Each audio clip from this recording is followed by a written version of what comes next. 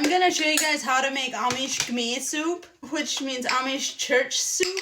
The Amish I grew up with, which was Sports and Trooper Amish, always served church at their house after church was out. Like after the service was out, everybody stayed there and they had lunch at that house. And they always had the same lunch. And it was this soup was the main thing. You start off by browning some butter. Once the butter is brown, we're going to add some milk. And now we're going to cover this and let the milk come to a boiling point. And while the milk is coming to a boil, we're going to take a loaf of homemade white bread. Store-bought does not work. And I made this white bread myself with the recipe that is in my cookbook. And we're going to thinly slice it. You want to cut the end crust off first. We're not going to use that.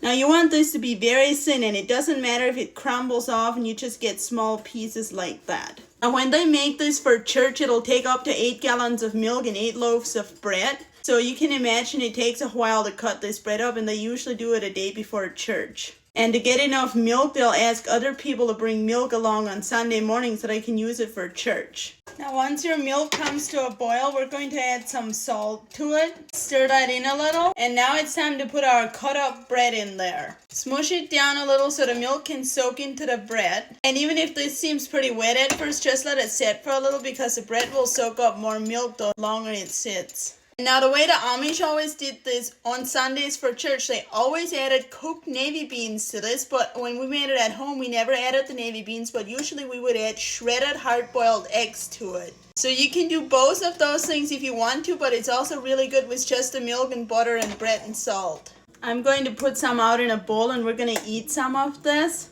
And some Amish also call this bean soup or bubbly soup, which means baby soup, because it's good for babies to eat. Let's take a bite and see if it's good. Divine.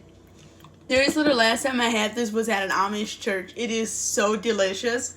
And if you want to make it even better, the Amish always take black pepper and sprinkle it over the top. That makes it so much better. If you want this full recipe and the bread recipe that I use, they're both in my Amish cookbook. And the cookbook is available on my website if you click the website link on my profile. Enjoy!